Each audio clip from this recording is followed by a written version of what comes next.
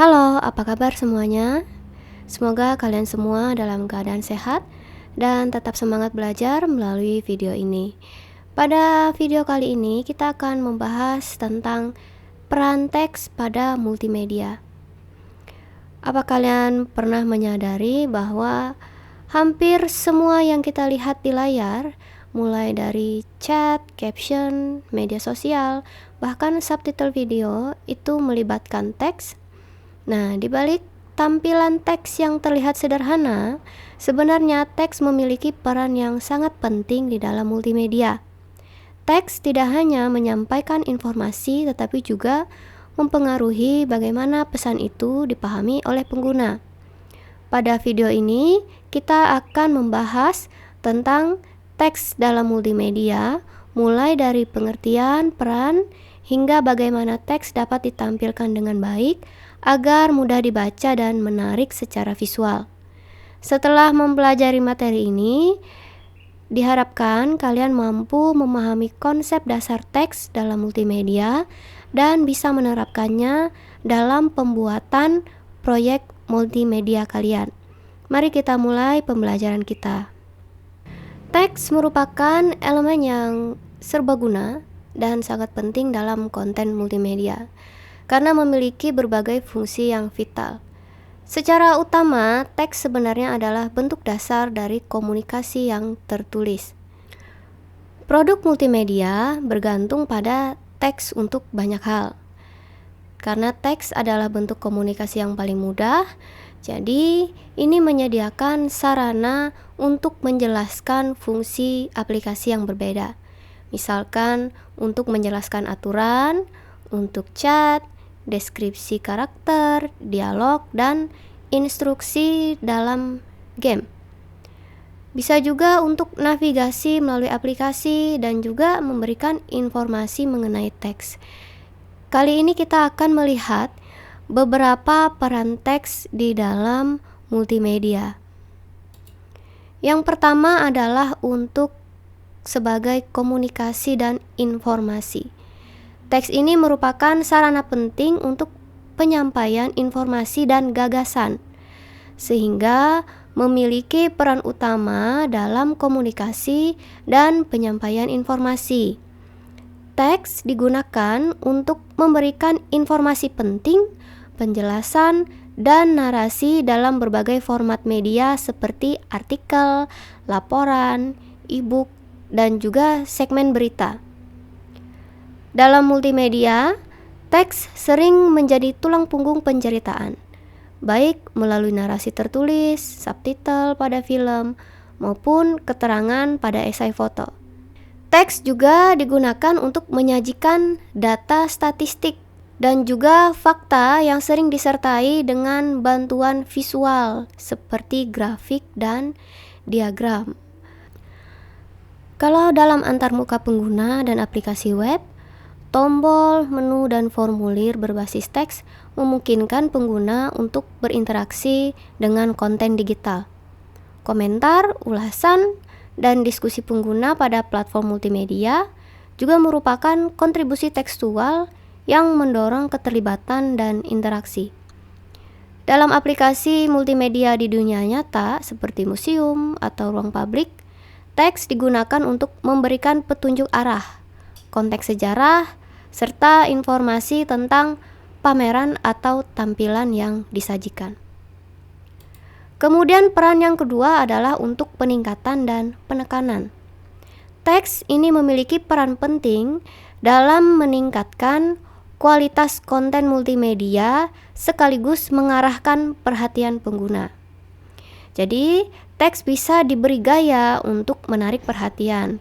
Misalkan huruf tebal atau huruf miring, misalnya untuk biasanya kalau teks asing, atau warna-warna tertentu yang menarik perhatian.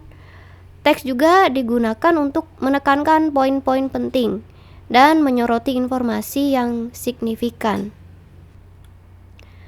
Selain itu, teks memberikan konteks dan penjelasan terhadap visual supaya audiens dapat memahami konten secara menyeluruh. Ini sering dijumpai pada pameran seni, museum, dan film dokumenter. Dalam presentasi multimedia, teks juga berfungsi sebagai alat navigasi. Menu, label, dan judul membantu pengguna untuk menelusuri konten interaktif, juga memastikan mereka bisa mengakses berbagai bagian atau fitur yang tersedia. Peran yang lain adalah untuk panduan dan instruksi bagi pengguna. Jadi, teks ini elemen penting untuk membimbing pengguna dan memberikan instruksi yang jelas.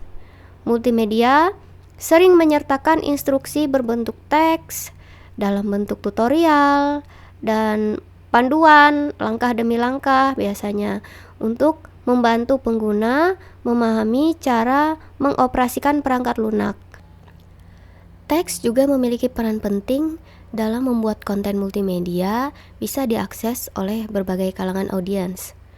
Teks menjadi dasar bagi screen reader untuk digunakan oleh individu dengan gangguan penglihatan supaya bisa mengakses konten multimedia. Deskripsi teks yang tepat serta teks alternatif untuk gambar sangat penting bagi kelompok ini. Pada konten video, subtitle dan closed caption memberikan dukungan teks bagi individu yang tuli atau memiliki gangguan pendengaran.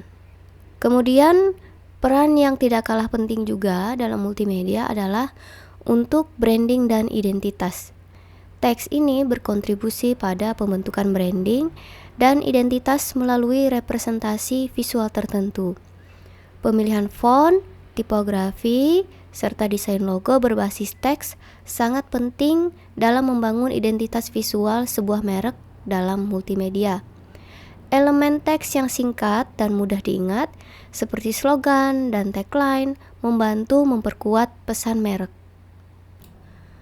Transisi menuju era digital membuka babak baru bagi multimedia, dan integrasi teks menjadi lebih dinamis, sehingga memungkinkan terciptanya konten yang interaktif dan kaya multimedia.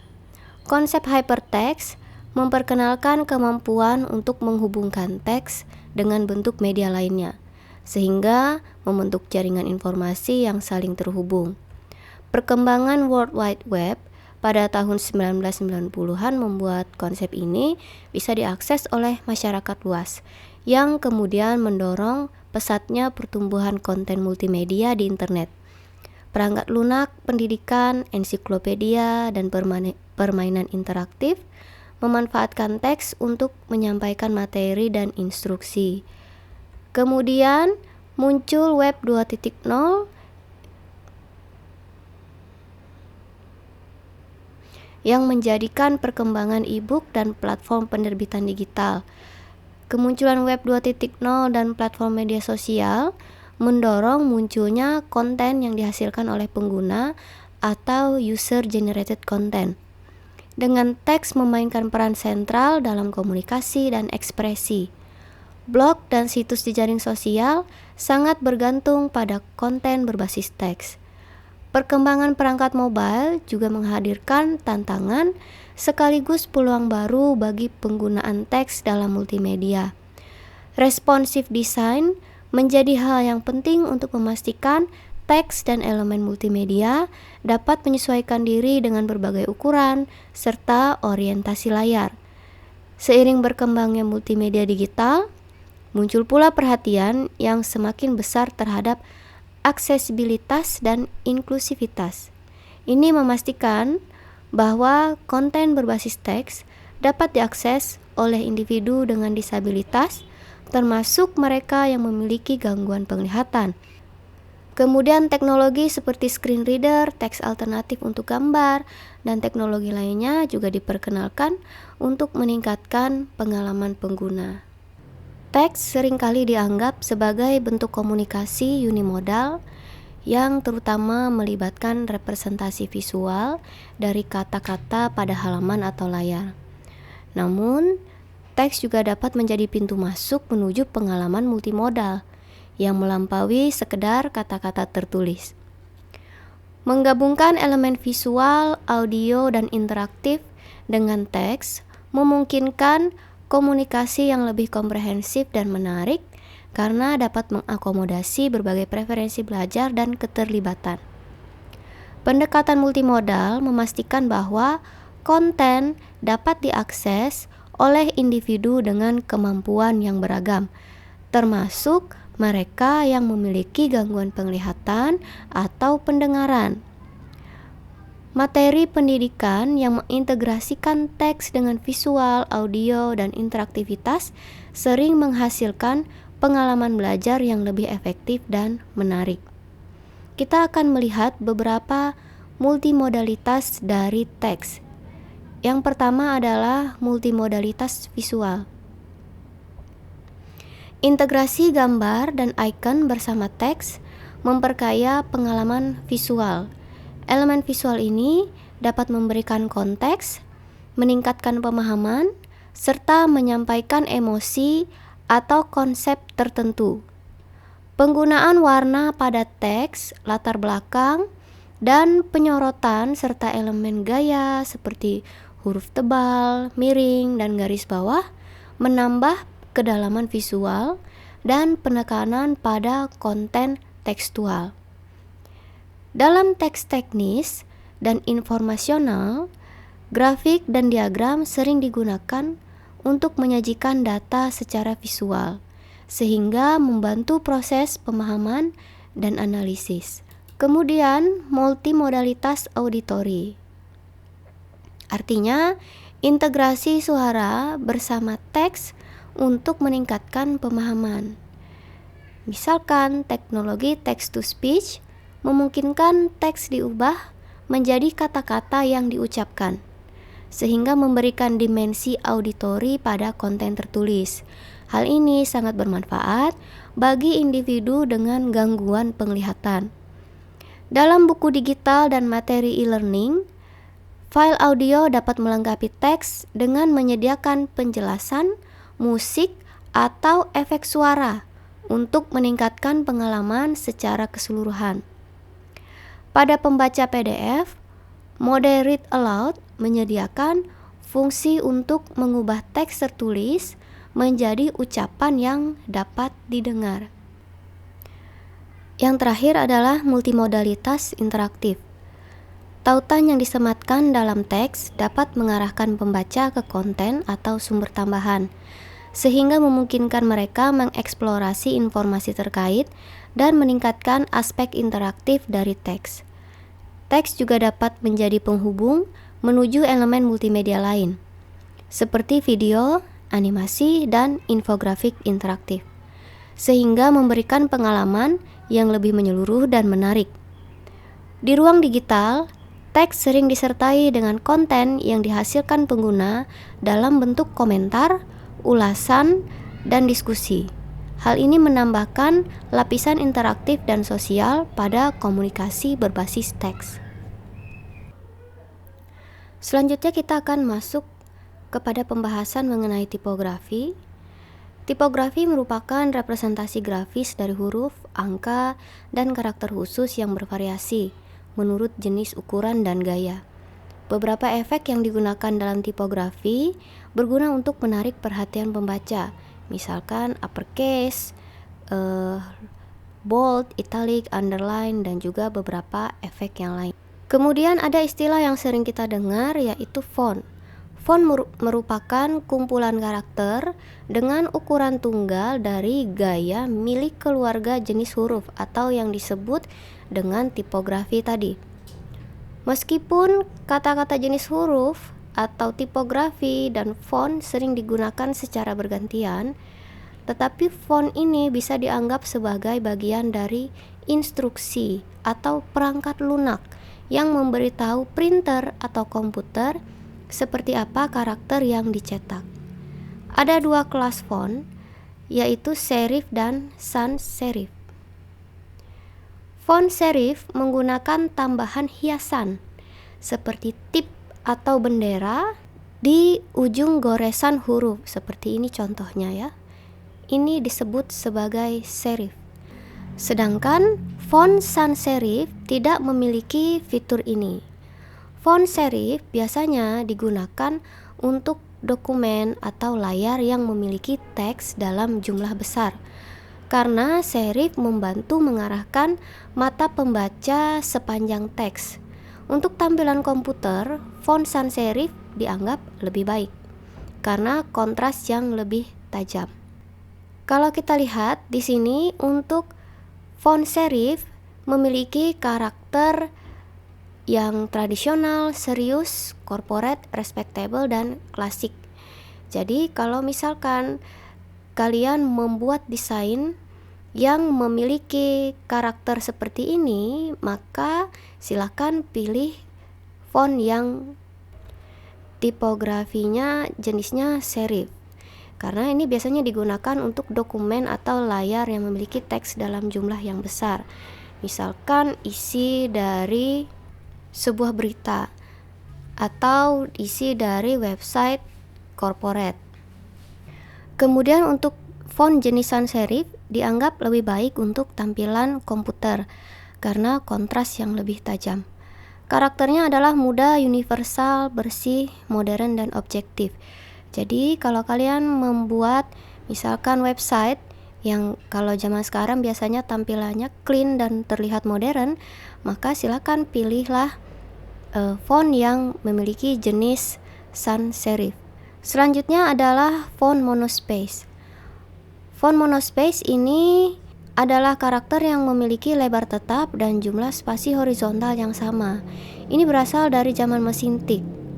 Font ini diciptakan untuk memenuhi persyaratan mekanisme mesin tik. Nah, di dalam mesin tik itu spasinya sama, jadi inspirasinya dari situ. Font monospace juga banyak digunakan di awal komputer karena memiliki kemampuan grafis yang terbatas. Perangkat keras memungkinkan penggunaan teks pada kotak, tidak hanya secara horizontal tetapi juga secara vertikal. Kalau kalian mau membuat suatu aplikasi dengan antarmuka atau konten multimedia dengan karakter yang old, vintage, kaku, atau datar, bisa pilih karakter dengan jenis fontnya adalah monospace. Salah satu jenis font monospace yang sering kali kita lihat adalah Courier New yang menjadi font default dari aplikasi Notepad bawaan Windows. Perlu diperhatikan bahwa karakter jenis monospace dan proporsional itu berbeda. Monospace ciri khasnya adalah antar karakter memiliki lebar yang sama, sedangkan proporsional karakter bisa memiliki lebar yang berbeda karena tujuannya adalah menghasilkan teks dengan karakter yang terlihat proporsional satu dengan yang lain. Selanjutnya ada jenis karakter script atau handwriting. Ini mengikuti gaya tulisan tangan. Karakternya adalah natural, elegan, estetik, dan beauty. Biasanya paling mudah kita temukan karakter atau font jenis ini digunakan di dalam undangan digital pernikahan, biasanya untuk judul atau untuk beberapa jenis logo atau brand yang mau memiliki kesan natural, elegan, estetik, atau beauty. Selanjutnya adalah karakter jenis display atau miscellaneous. Ini merupakan pengembangan dari bentuk-bentuk yang sudah ada, kemudian ditambahkan hiasan dan ornamen atau garis-garis dekoratif. Karakternya adalah stylish, fun, dan non-formal. Sekarang kita akan mempelajari anatomi dari tipografi. Yang pertama adalah baseline atau garis dasar. Ini garis tidak terlihat di mana garis teks berada. Contoh sederhananya, baseline itu kalau kita punya buku tulis, pasti ada baseline-nya. Kemudian cap height.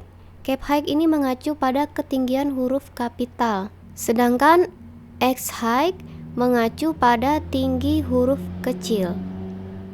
Kemudian ada yang namanya ascenders.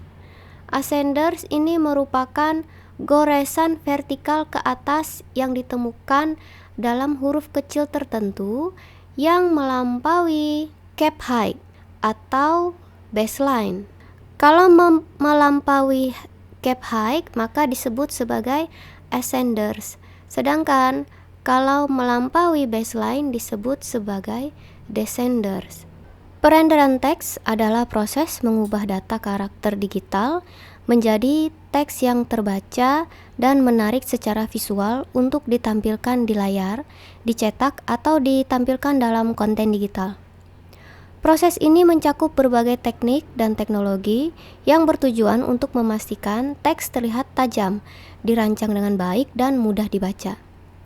Pemilihan huruf dan jenis huruf atau tipografi sangat mempengaruhi gaya visual teks. Penting untuk memilih font yang sesuai dengan tujuan desain dan tingkat keterbacaan yang diinginkan. Perenderan teks yang efektif sangat penting untuk memastikan teks mudah dibaca dan dipahami. Hal ini secara langsung mempengaruhi pengalaman pengguna, baik pada materi cetak, situs web, maupun antarmuka pengguna.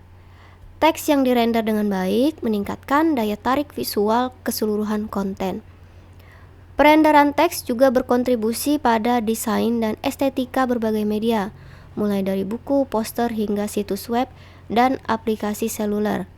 Dalam desain antarmuka pengguna, perenderan teks sangat penting untuk menciptakan tata letak yang jelas dan menarik sehingga dapat membimbing pengguna serta menyampaikan informasi secara efektif. Salah satu teknik perenderan teks yang akan kita bahas adalah anti-aliasing. Anti-aliasing adalah teknik menghaluskan tepi karakter yang bergerigi sehingga teks tampak lebih halus dan enak dipandang. Teknik ini bekerja dengan memadukan tepi karakter dengan piksel latar belakang sehingga menghasilkan tampilan yang lebih lembut atau lebih halus. Kemudian teknik yang lain adalah kerning.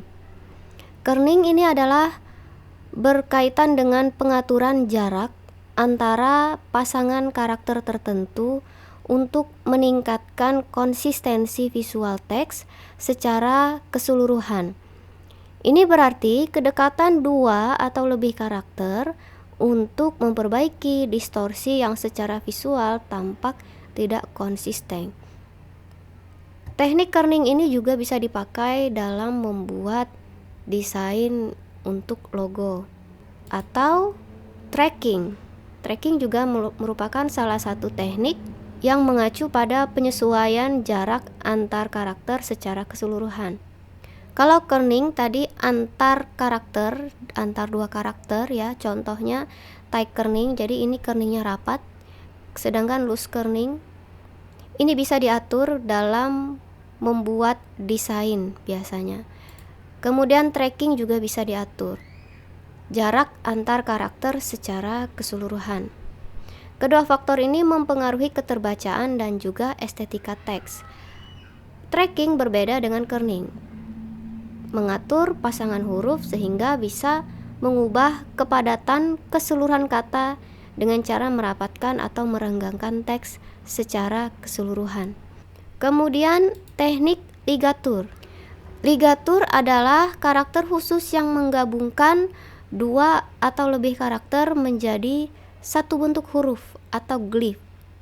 Ligatur ini digunakan untuk memperbaiki tampilan kombinasi huruf tertentu dan penting untuk meningkatkan keterbacaan. Pemilihan warna yang tepat memastikan teks menonjol dan mudah dibedakan di latar belakang. Ini contoh ligatur yang aktif, jadi dia rapat, sedangkan tidak aktif dia seperti ini awalnya ya. Selanjutnya kita masuk ke dalam representasi teks digital. Representasi teks digital adalah seni dan ilmu dalam mengkodekan bahasa tulis ke dalam format yang dapat dipahami, dimanipulasi dan ditampilkan oleh komputer serta perangkat digital. Pengkodean karakter adalah proses memetakan karakter, simbol, dan kode kontrol ke dalam nilai numerik atau code point. Proses ini berfungsi sebagai jembatan antara teks yang dapat dibaca manusia dengan data biner yang digunakan oleh komputer. Kita akan membahas ada dua ya, yaitu ASCII, Unicode, kemudian diteruskan ke UTF-8. Yang pertama adalah ASCII. ASCII atau American Standard Code for Information Interchange ini dikembangkan pada masa awal komputasi, yang merupakan salah satu standar pengkodean karakter yang pertama. ASCII menggunakan 7 bit untuk merepresentasikan 128 karakter, di mana 95 diantaranya bisa dicetak, termasuk huruf, angka, dan karakter kontrol. Yang tidak bisa dicetak itu contohnya misalnya untuk tombol space, enter, seperti itu. Kemudian extended ASCII ini untuk mengakomodasi tambahan karakter dan simbol. Karena 7 bit ternyata tidak cukup. Jadi extended ASCII menggunakan 8 bit sehingga bisa merepresentasikan 256 karakter. Berbagai tabel extended ASCII dibuat untuk mendukung bahasa dan wilayah yang berbeda. Kita akan melihat dulu bagaimana isi dari tabel ASCII, bentuknya seperti ini. Setiap karakter diwakili oleh kombinasi unik dari sejumlah bit tetap yang dikenal sebagai code word. Teks lengkap terdiri dari serangkaian kata sandi. Ada code word yang berbeda untuk bahasa yang berbeda. Ada juga set karakter yang berbeda. Kumpulan karakter ASCII ini memiliki beberapa fitur. Setiap karakter itu diwakili oleh code word 7 bit. Yang unik ya, 7 bit berarti ada 128 karakter alternatif dan kata sandi yang digunakan untuk mengidentifikasi setiap karakter. Jadi misalkan untuk huruf M besar, kita lihat di sini. Ini diperoleh dengan menggabungkan kolom ya yang sesuai bit dan juga barisnya. Jadi kalau dibaca huruf M ini dibaca oleh komputer, nilainya adalah 1001101. Itu adalah kode untuk huruf M. Dan juga ini beberapa contoh juga format karakter kontrol yang tidak bisa dibaca ya. Selanjutnya untuk extended ASCII dan standar ISO IEC 8859 ya, menggunakan 8 bit dan mampu merepresentasikan hingga 256 karakter. Ini digunakan di dalam standar ISO IEC 8859 dan menyediakan karakter tambahan untuk berbagai bahasa. Karakter yang didefinisikan adalah huruf tambahan, simbol, karakter khusus. Dalam standar ISO IEC 8859 dibagi menjadi beberapa bagian untuk berbagai bahasa. Ini contohnya ya. Misalkan untuk bahasa Eropa Barat itu pada ISO 88591. Nah, saat ini ASCII masih digunakan dalam berbagai komputasi dan juga komunikasi data, walaupun perannya telah berkembang. ASCII sering digunakan sebagai dasar dalam sistem pengkodean karakter yang lebih kompleks, dan banyak bahasa pemrograman serta sistem masih mengandalkan karakter yang kompatibel dengan ASCII. Sebagai kesimpulan, ASCII merupakan standar pengkodean karakter yang historis dan fundamental, yang memainkan peran penting dalam pengembangan awal komputasi dan representasi digital. Meskipun memiliki keterbatasan dalam cakupan karakternya, ASCII tetap relevan sampai sekarang dan menjadi bagian dari ekosistem standar pengkodean karakter modern. Selanjutnya adalah Unicode. Unicode adalah sistem standar untuk representasi teks digital yang telah menggantikan ASCII dan memainkan peran penting dalam memungkinkan penggunaan berbagai sistem penulisan, karakter, dan simbol dalam dunia digital. Unicode menyediakan pengkodean terpadu untuk teks dalam berbagai bahasa, sehingga memungkinkan teks ditampilkan, dipertukarkan, dan diproses secara akurat, serta konsisten pada berbagai platform digital.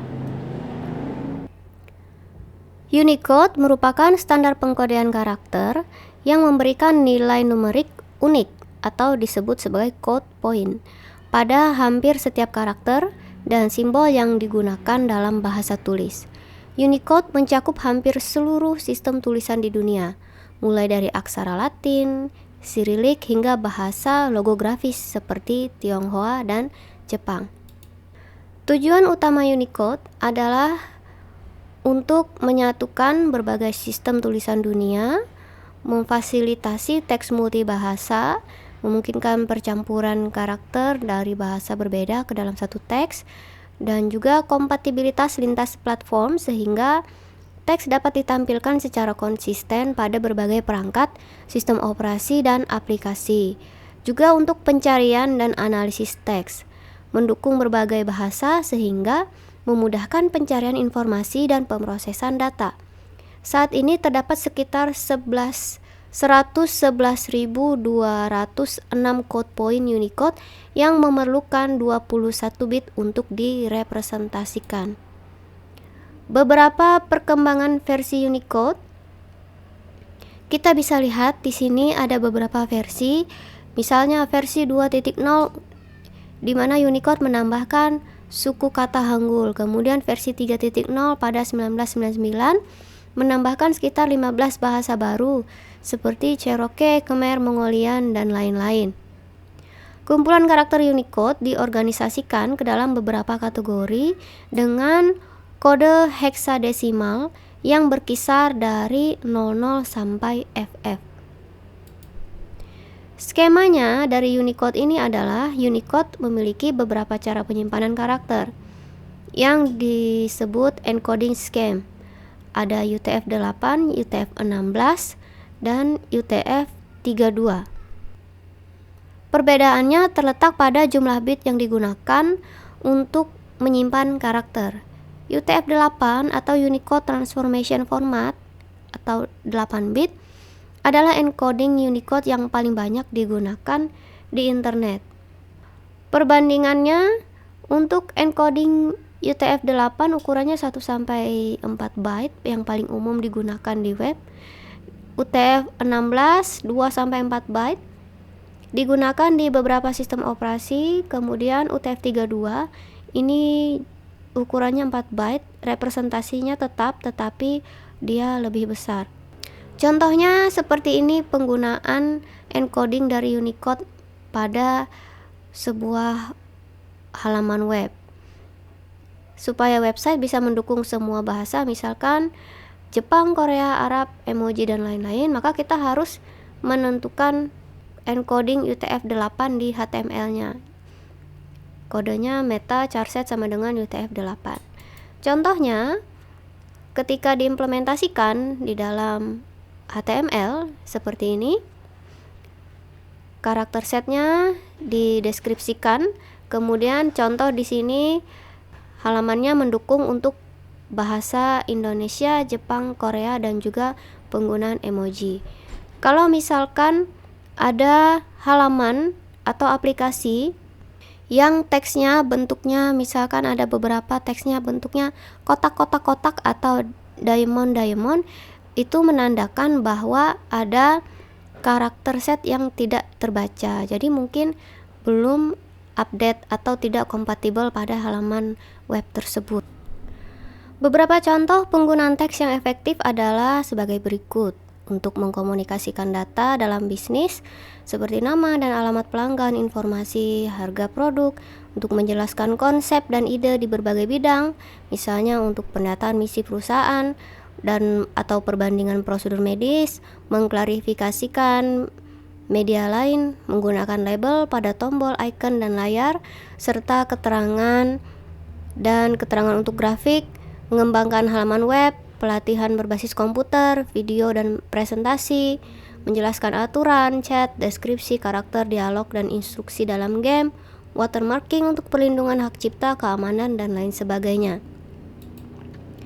Kelebihan teks adalah utamanya karena teks relatif murah untuk diproduksi dibandingkan dengan bentuk multimedia lainnya, dan merupakan media asli untuk komputer dan ponsel.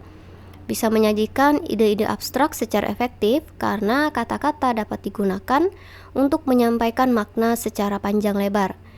Dapat digunakan bersama dengan media lain untuk klarifikasi yang lebih besar, memberikan kerahasiaan yang lebih besar daripada media lain karena enkripsi dan dekripsi lebih mudah. Jadi penggunaan teks dalam enkripsi dan dekripsi juga berguna untuk memberikan kerahasiaan. Dapat dengan mudah diubah, dimodifikasi, atau diperbarui. Kekurangannya adalah teks tidak memiliki banyak dampak audiovisual karena kurang diingat dibandingkan dengan media visual lainnya.